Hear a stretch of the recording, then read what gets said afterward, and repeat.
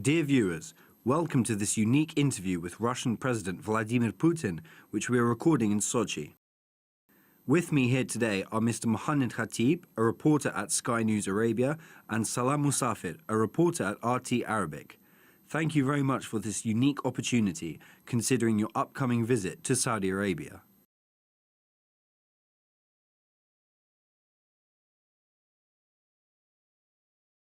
It is my pleasure. I think it's a good tradition to meet with a country's media before visiting it. As for the visit to Saudi Arabia, we attach great importance to it.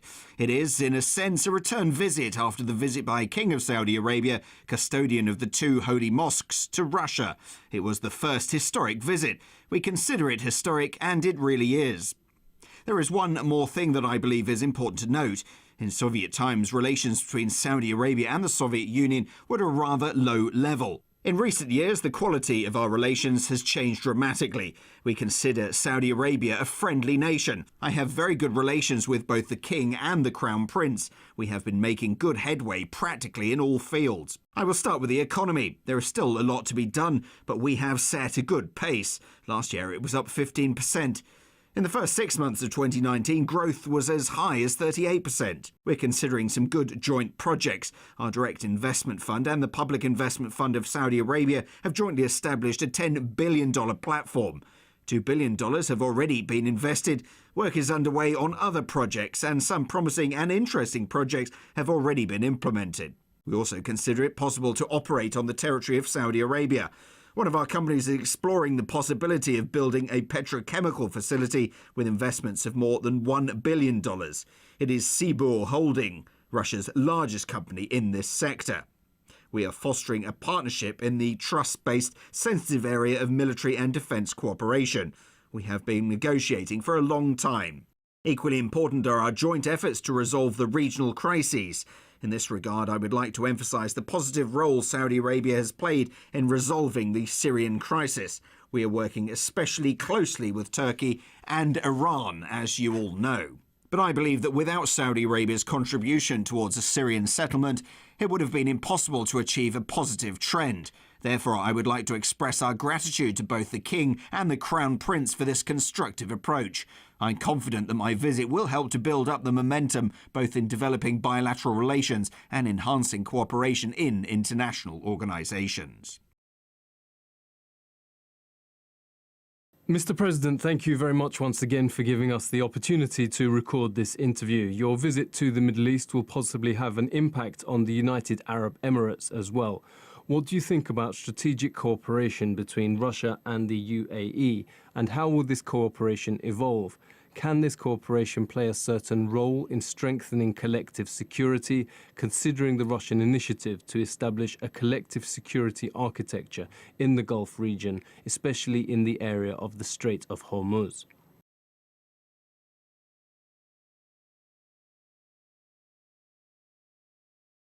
You've just mentioned the strategic nature of our cooperation. Indeed, we signed a strategic partnership memorandum last year, and we see the United Arab Emirates as one of our very close and promising partners. The signing of this document was not a coincidence. It demonstrated the quality and nature of relations between the United Arab Emirates and the Russian Federation. I have to say that, as is the case with Saudi Arabia, our partnership is vigorously developing in all areas. Of all the Gulf countries, we have the highest level of trade, $1.7 billion, but of course this is not enough. We are well aware of that. So currently we are working with the UAE's Sovereign Fund. The joint platform is worth approximately $7 billion. $2 billion have already been invested, work is underway on other projects, and of course it is safe to say that the United Arab Emirates greatly contribute to resolving regional crises and play a stabilizing role in the region. It is no great secret that we maintain regular contacts with the leadership of the United Arab Emirates. There is even an established tradition, a practice to compare notes regarding different topics. In my opinion, we are doing it for the benefit of both parties and the region as a whole.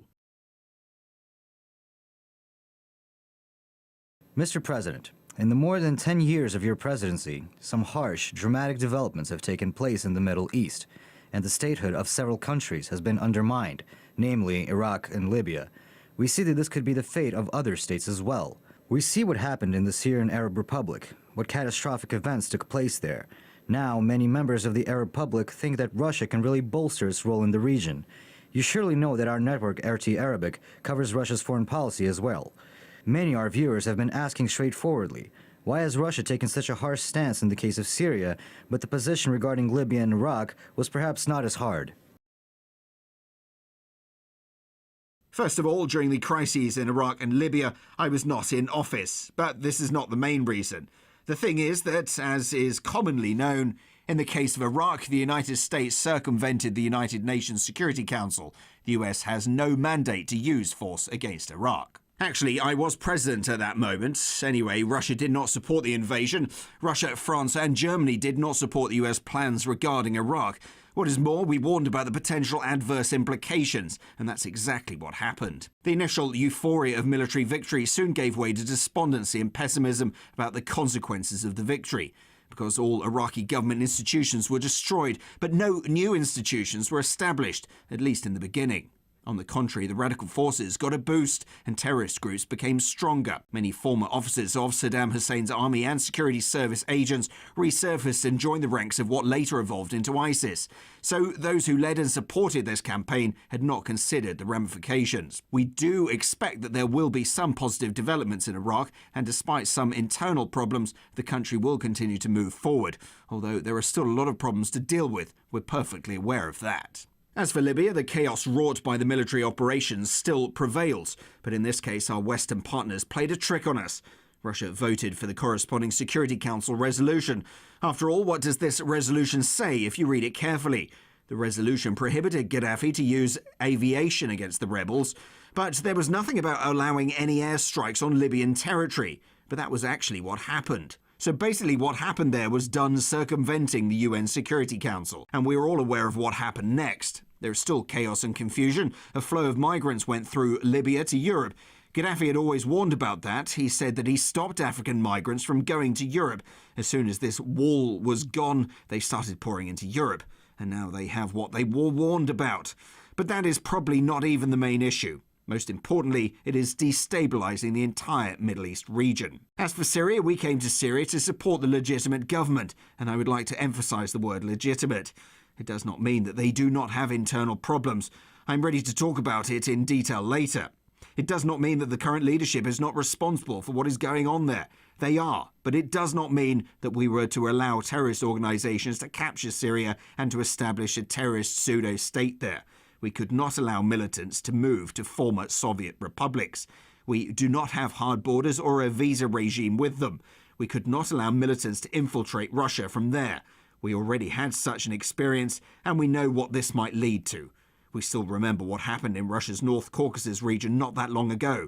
This is why we made a decision to support the legitimate government. We've not just provided assistance to the legitimate government.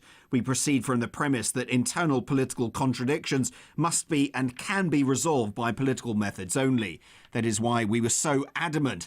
I am glad to see it happening now as part of the political process, as a result of the establishment of the so-called Constitutional Committee. This idea was conceived right here in Sochi at the Syrian National Dialogue Congress that brought together various political forces, including the opposition and the government. And here Syrians agreed among themselves to set up a constitutional committee that would work on changing the Syrian constitution or drafting a new one. We've trodden a hard, arduous and long path to form this committee. Now it's finally been formed on behalf of the government, on behalf of President Assad and on behalf of the opposition. I expect that in the coming days it will take its first steps in Geneva under the auspices of the UN. Mr. President, you spoke earlier about the relations between Saudi Arabia and Russia. As you know, it is a strategic partner of the Russian Federation in terms of energy security. You must be aware of the 2 missile and bomb strikes on the oil refinery and of the most recent developments. There has been talk in Saudi Arabia about Iran playing a destabilizing role in the region. You said that evidence had to be found to prove that Iran was really behind that. What is the official position of the Russian Federation regarding this incident? Our official position is as follows. We condemn any such actions. End of story. This is the official position. We said this at the very beginning, and I've recently reiterated it at the Russian Energy Week Forum in Moscow. There should be no room for doubt here. Such actions never yield any results for anyone, including those who plot and execute them. Why? If someone may have wanted to deal a blow to the oil market, they failed.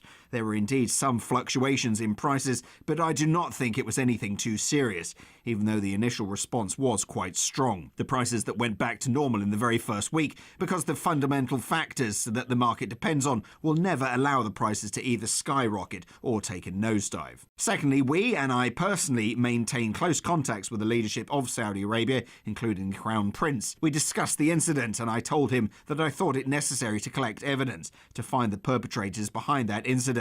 Mohammed bin Salman agreed with me in principle and asked me a question. Could Russia take part in the investigation? I said yes, we are ready to share anything that might be necessary, everything we have for a thorough investigation. Our position remains unchanged. It is counterproductive to put the blame on someone before finding out exactly who was behind the incident. Mr. President, can Russia give any assurances that if it is revealed that Iran masterminded the attack, that Russia will join other countries in condemning it? I have just said it, and I will repeat. Regardless of who stood behind the incident, we condemn any such actions. This is exactly what I said before, and I really meant it. There is no other way to interpret this. Let us now put these attacks on the oil facilities aside. I think you are well aware of the tension that has mounted in the region, and you must have been analysing this situation yourself. There is concern about Iran's role in not only these recent attacks, but also in what is happening in other countries, in Lebanon, Yemen, Iraq, Syria, and some others. Do you think Russia has the same concerns about Iran's activities, which we think are having a destabilizing effect? Can Russia do anything to change Iran's behavior?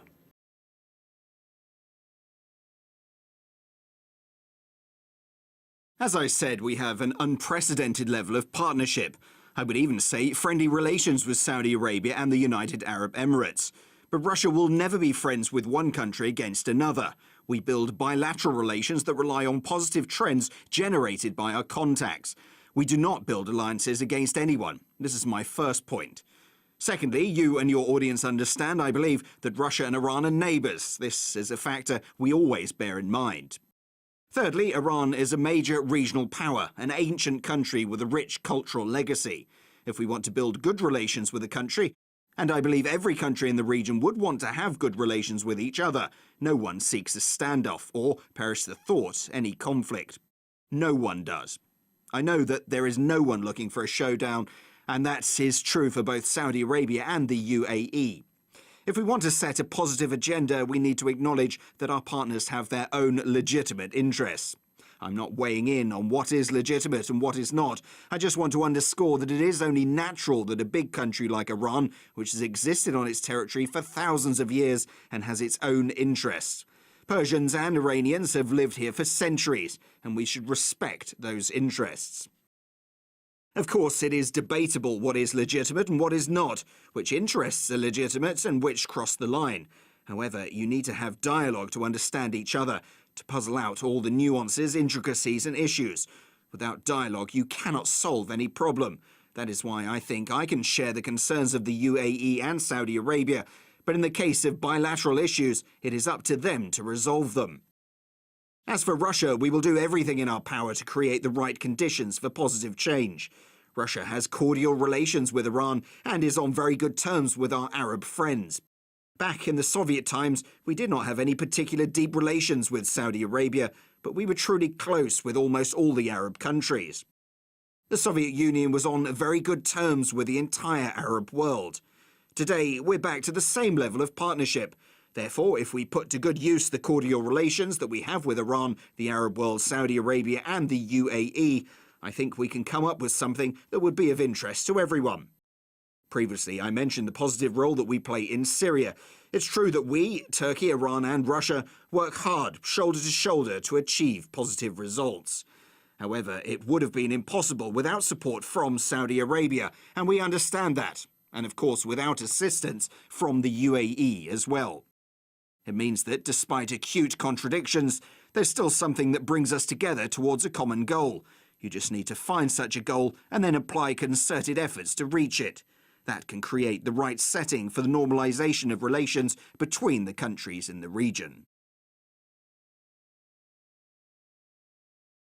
Staying with Iran, some say that the P5+1 talks should be resumed. Moreover, the common opinion is that the agreement should also cover the ballistic missile program.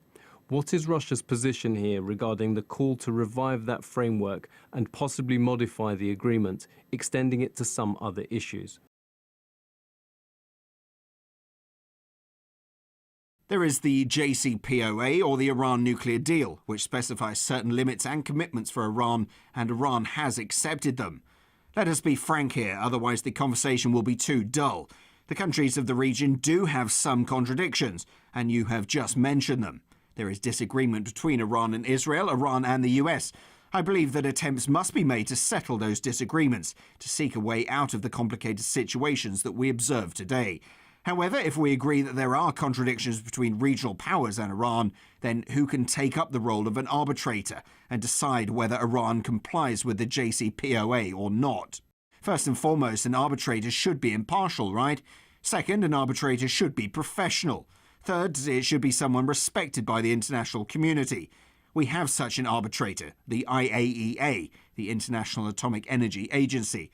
And the IAEA has publicly, without any hesitation, said that Iran fully complies with all its obligations. What we're seeing is not quite productive, not to mention that it is just unfair to blame Iran for failing to deliver on some commitments. It is counterproductive because when a person or a country is treated so unfairly, they start acting in a way different manner, not the way existing agreements require. When one party does not abide by its obligations, why would the other still honour them? Nevertheless, I believe that Iran should follow both the letter and spirit of the agreement, but this is a different question. As for the missile program, I suppose the issue can and should be part of the discussion too. In Russia, there is a saying, and I think Muslims would understand the meaning as well: you should know the difference between God's gift and fried eggs. These are two different matters. The missile program is one thing and the nuclear program is something different. It does not imply that the missile program should not be part of the conversation, especially since it raises certain concerns. There is a place for discussion, but let us not mix apples and oranges here. Otherwise, all the progress that's been made could be totally lost. Therefore, I think that such a discussion can take place, but it should not cancel out all the achievements on the principal track that is putting a cap on Iran's nuclear activities. I would like to ask you a question on the matter, namely security in the Gulf region. It has truly seen a lot of developments recently. There have been dramatic incidents, detention of tankers, a missile, and bomb attack on the Syrian Aramco refinery, and the aggression that continues around Yemen. The recent attacks on Saudi Aramco's oil facilities strongly affected sentiment in the region, as we can see. In your view, what will be the impact of all these high-profile incidents on cooperation under OPEC agreements? So far, regional power has not made any specific statements regarding Russia's proposal for a collective security strategy in the region. How do you plan to promote that collective security initiative? Do you think it will ever see the light of day? Your questions seem to be linked, but still deal with separate issues. Our cooperation with OPEC Plus is one thing, while regional security and stability and our proposals is a different one. First, if anyone thinks that seizing tankers and attacking oil infrastructure can in any way affect cooperation between Russia and our Arab friends, Saudi Arabia and the UAE, that they can undermine or break down our cooperation with OPEC Plus, then they're profoundly wrong. On the contrary, we will forge ever closer ties because our main goal is to stabilize global energy markets. Technically, we need to cut global reserves to some sensible level so that these reserves do not affect prices. We've made some good strides, and whatever we have managed to achieve has served not only oil producers but also consumers. Neither producers nor consumers want high prices, rather we all want stability in the global market. Let me be straight with you, all that's been done under the leadership of Crown Prince Mohammed bin Salman. Overall, those were his initiatives, and we just backed them. Now we see that we did the right thing. We need to respond to any attempt to destabilize the market. Russia will certainly continue working with Saudi Arabia and other partners and friends in the Arab world to counter any attempts to wreak havoc in the market. Now, let us turn to Russia's initiative to stabilize the situation in the Gulf region. We put that initiative forward some time ago. We proposed to establish some sort of organisation that would bring together the countries of the region, as well as several other stakeholders, the US and the EU, to name just a few. This organisation would serve as a platform to discuss crises and all kinds of pressing problems. Some have already voiced their support. Others say it's too early to launch such an initiative. And the reason for that, by the way, is the serious contradictions between regional powers. From my point of view, these deep contradictions call for such a platform, so that countries could at least sit at the negotiating table. As you may be aware, sometimes it's not the negotiations that matter, but a handshake. A handshake can mean a lot. A follow-up question, if I may. Can we rely on Russia's efforts as a mediator between the Islamic Republic and Saudi Arabia, or on a larger scale in order to help relieve the tension in the Gulf region? The role of mediator is not a rewarding one. I believe that our partners in Iran and Saudi Arabia do not need any mediation. Since we maintain very friendly relations with all the countries in the region, including Iran and the Arab states such as Saudi Arabia and the UAE, we could certainly help relay some messages between the parties so they could hear each other's position. But since I personally know the leaders of these countries, I'm perfectly sure that they have no need for any advice or mediation. What you can do is maintain a friendly conversation with them and present some ideas from a friend's perspective. I'm convinced that as highly intelligent people, they listen and analyse everything they hear. From this point of view, yes, we could play a positive role in the process to some extent. Mr. President, if you allow me, I would like to ask a straightforward question. You have just said that all allegations against Iran in regard to these strikes are premature. You recently met with President Rouhani. Did he reassure you in any way that Iran had nothing to do whatsoever with these strikes and was not involved in this in any way? Yes, that is exactly what he said. He said that Iran had nothing to do with this. We met on the sidelines of an international summit.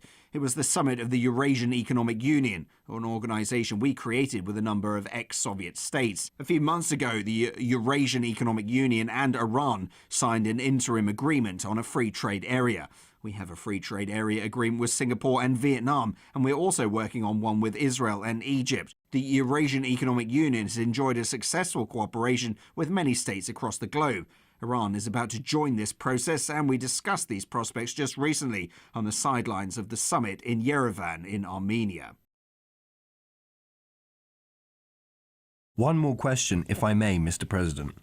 Russia certainly plays a role in the Gulf region, and your intelligence agencies have a huge capacity. It is hard to believe that Russia does not know what really happened to those oil facilities. Is it possible? Believe it or not, we do not know. I asked the heads of the Foreign Intelligence Service and the Ministry of Defence the very next day. We do not know. I will refrain from any further comments as to who should know in order not to hurt anyone's feelings. But I can say that we do not have any definitive information regarding the incident. Can we move to Syria now, Mr. President? You recently announced a suspension of large-scale combat operations in Syria, and everyone is now hopeful that political settlement will work. You spoke about it at the Valdai Forum here in Russia. You said that Syria could become a good example of how such conflicts must be approached and settled. Do you think that we can talk about a political settlement while other countries' forces are still deployed in Syria? I mean the United States, Russia, Turkey and Iran. Is there hope to achieve stability in Syria amid these destabilizing factors?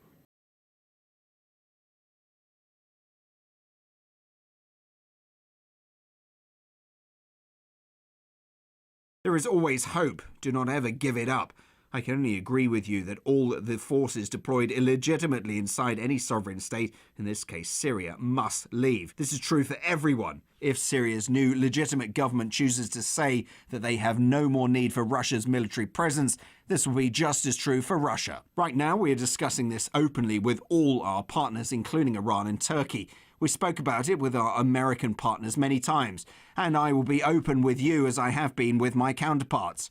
Syria must be free from other states' military presence, and the territorial integrity of the Syrian Arab Republic must be completely restored.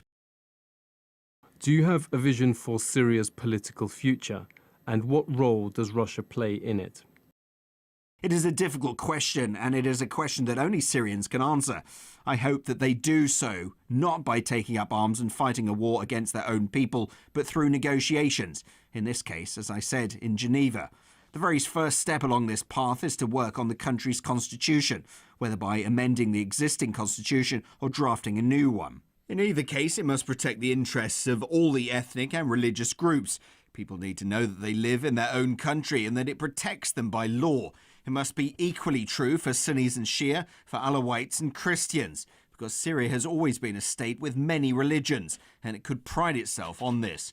Only insane people could have started a deranged purging campaign killing other people, as these terrorists did in Syria. Again, it will not be easy. It will be a difficult process, but I believe it can work.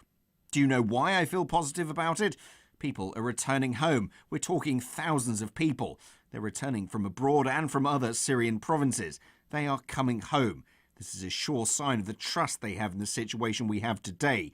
They trust the government and its guarantees, and they trust the guarantor states. I'm happy to say that Syrians welcome and trust Russian troops and Russia's military police. The military police units deployed there are doing a good job. They're mostly Muslims from the North Caucasus, and the local residents trust them and feel free to ask them for help and protection. I have reports of such cases. I'm happy to say all this, but in order to have long-term peace, people need to find a way to settle things between themselves. The worst peace is always better than the best of wars. Let us leave the Middle East and the Gulf region for now. You always say that Russia-American relations need to improve, because otherwise, if there is a fault in these relations, this may change the situation for the worse, globally.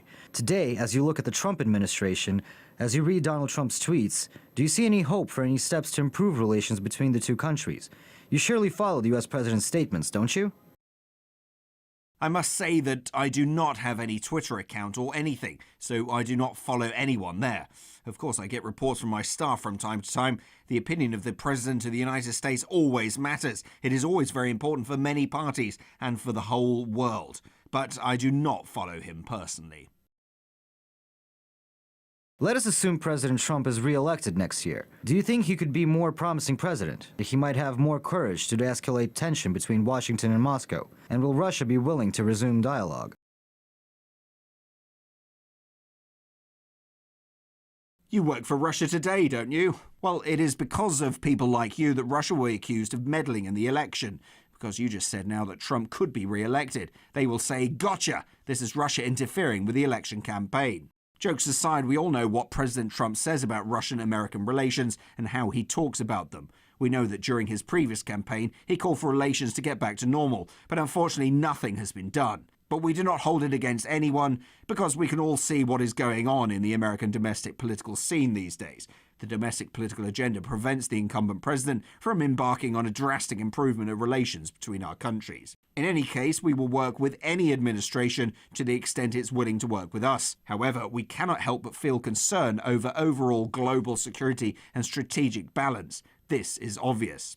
In 2002, and President Trump has nothing to do with it, the United States withdrew from the ABM Treaty, which, I would like to reiterate, was the cornerstone of the entire global strategic security system, because it imposed limits on the missile defense systems of our countries.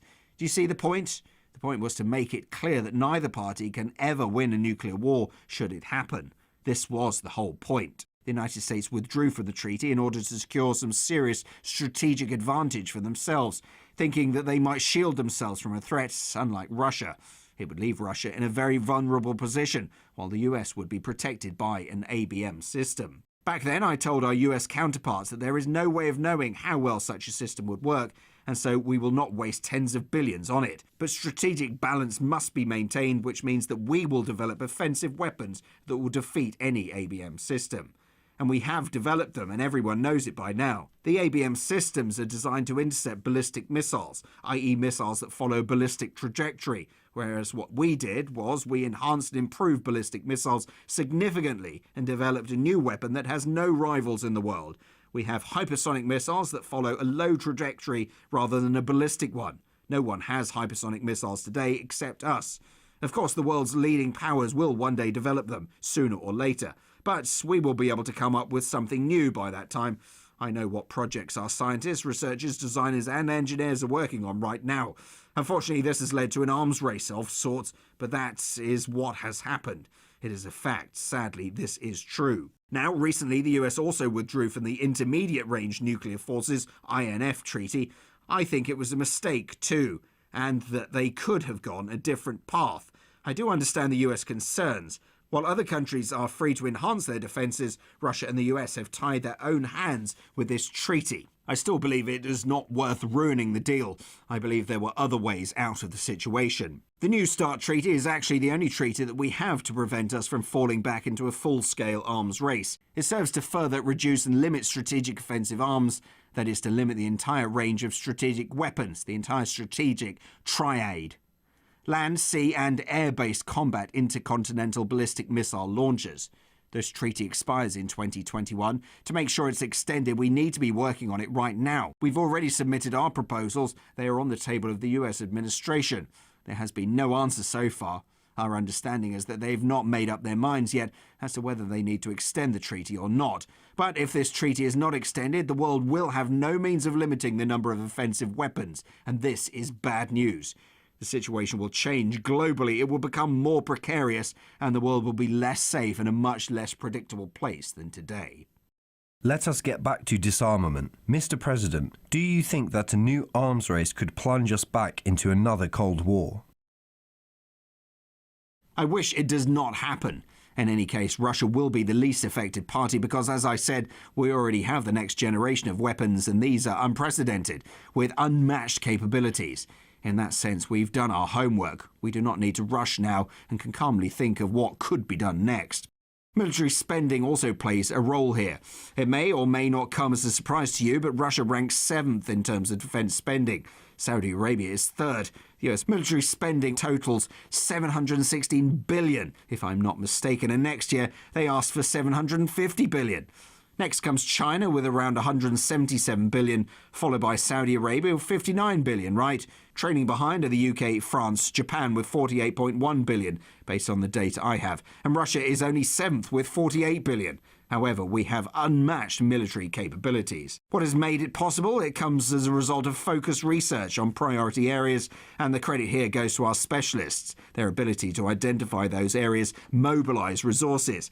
It has been made possible thanks to research institutions, production know-how, fundamental knowledge and competences. Therefore, an arms race is a bad thing, and it will not be good for the whole world. However, we will not be dragged into exorbitant budget spending games. Despite this, NATO continues to press forward.